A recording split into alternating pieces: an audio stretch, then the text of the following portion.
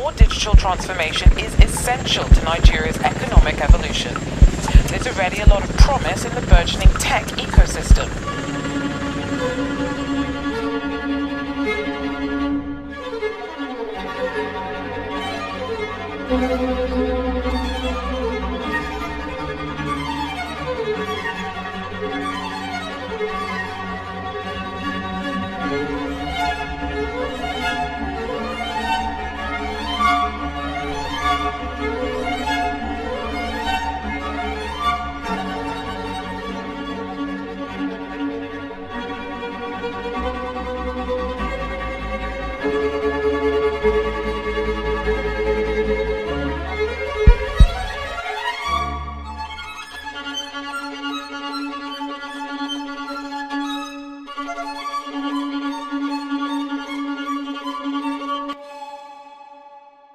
How are you doing today, Mr. Akhimie?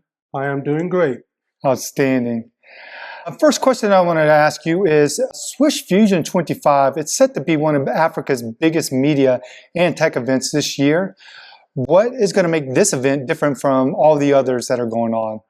Well, Swish Fusion 25 wouldn't just be just any other industry event. It's largely going to be a movement, and this year we really want to take a deep dive into Africa's digital transformation, and we're looking at policy shifts, and we're looking also at the next wave of innovation, now mainly shaping the continent's economy.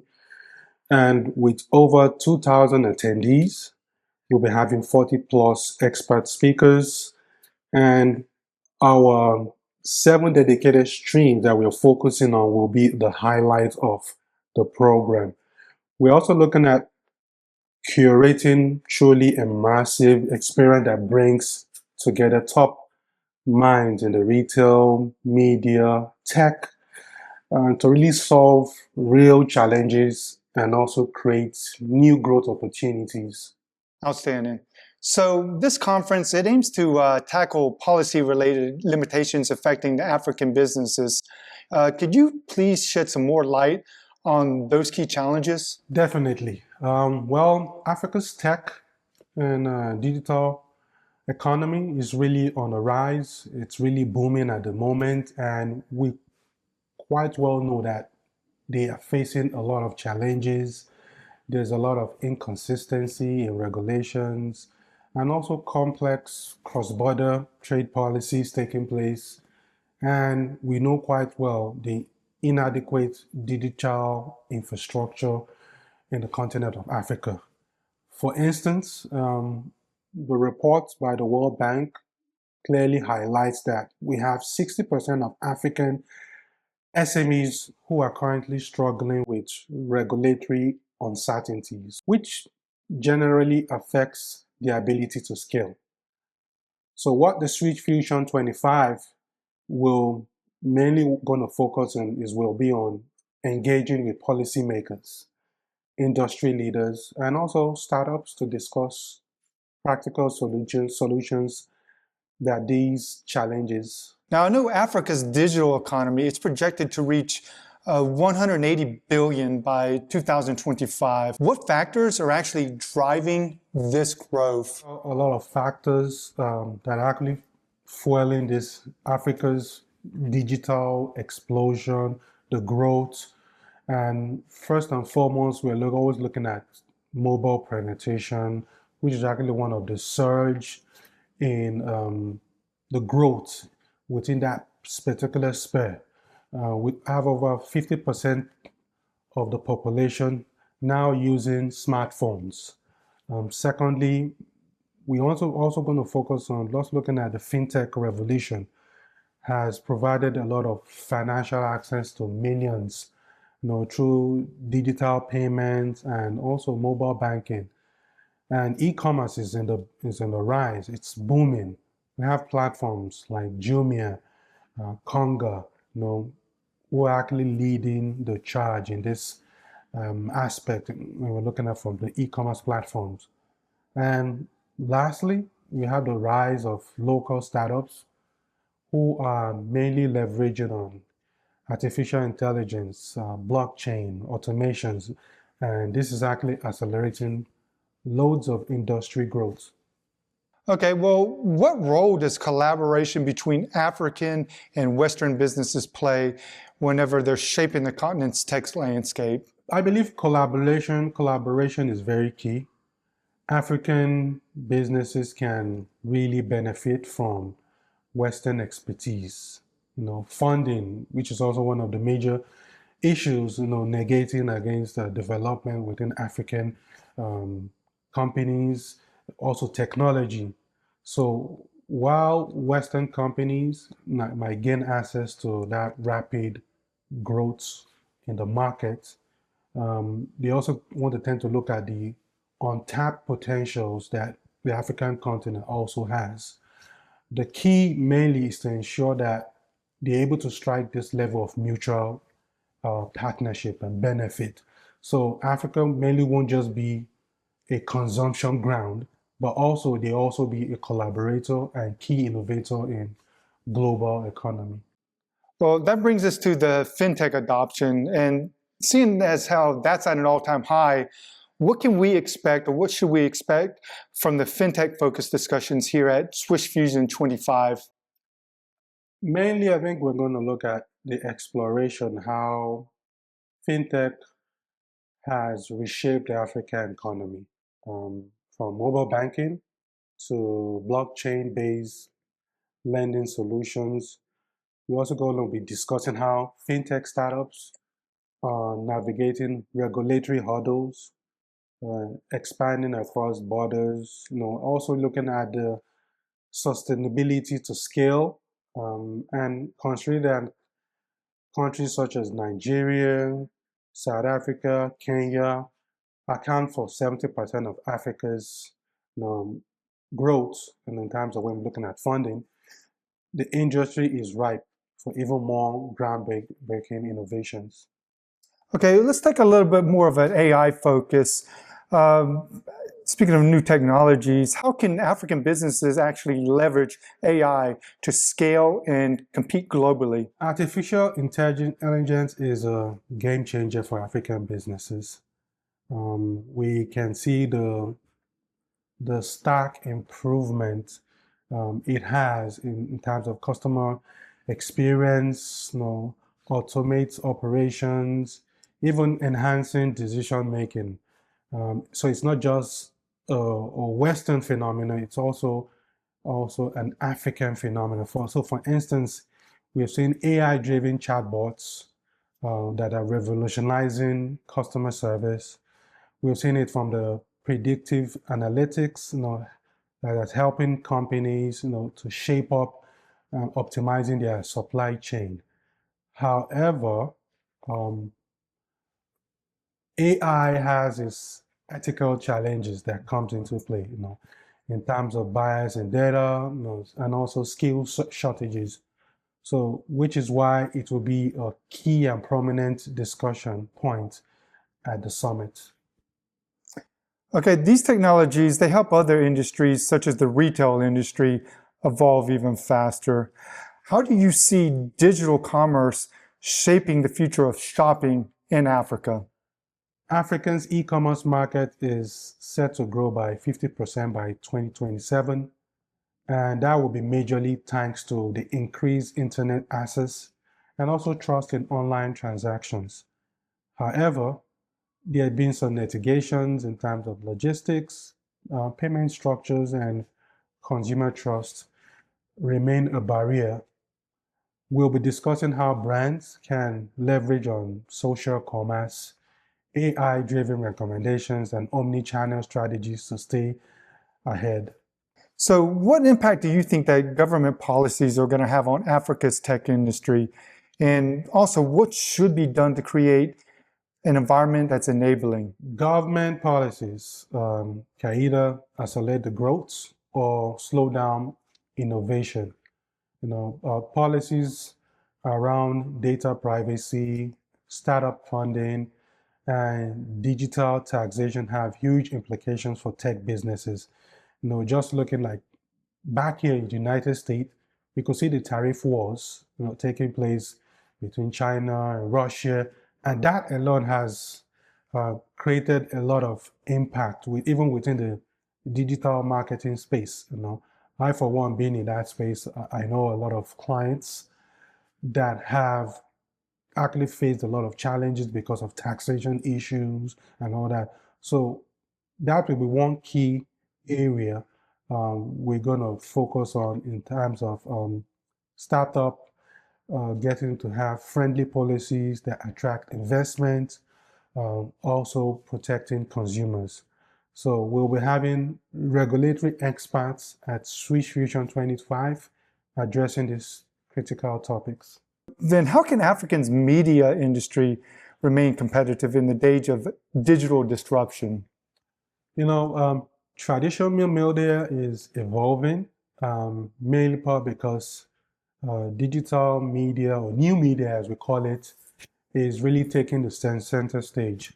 So with that in mind, digital platforms are taking a center stage. So media or traditional media houses need to evolve with the times. So for them to stay really relevant, media houses need to embrace data-driven content. They need to invest more in mobile-first strategies. They need to look at how they need to diversify their revenue, streams through subscriptions, digital ads, and influencer collaborations. Now, taking all of that in, what lessons can we learn from last year's Swish Fusion Talk Meet? One key lesson was the power of collaboration. It is one of the highlights of what that particular platform was really all about, and also is going to be a very key highlight in the Swish Fusion 25. So we're going to be looking at cross-border partnerships, how that can unlock new opportunities.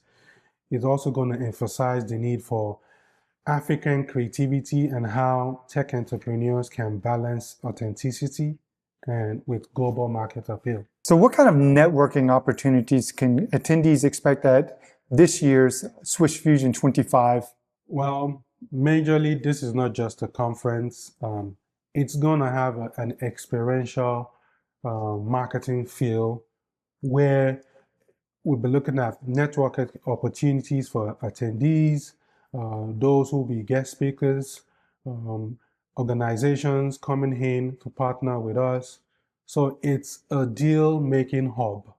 We have well-structured network sessions.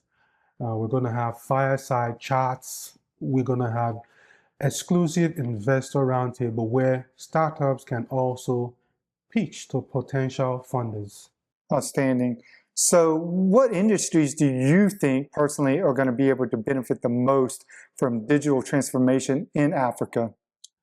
The industries per se already basically on ground right now, but we're mainly going to be focused on fintech, e-commerce, agri-tech, logistics are among the top industries experiencing this rapid digital transformation.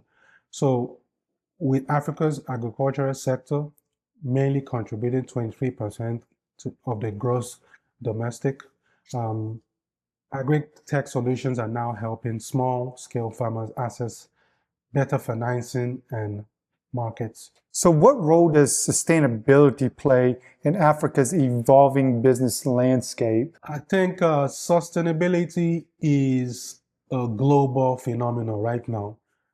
It's not just something that is an option. We'll be looking at eco-friendly fintech solutions, smart energy innovations, circular economy models are gaining traction. So businesses that prioritize sustainable practices will attract more investors and remain competitive. How is social media influencing African consumer behavior?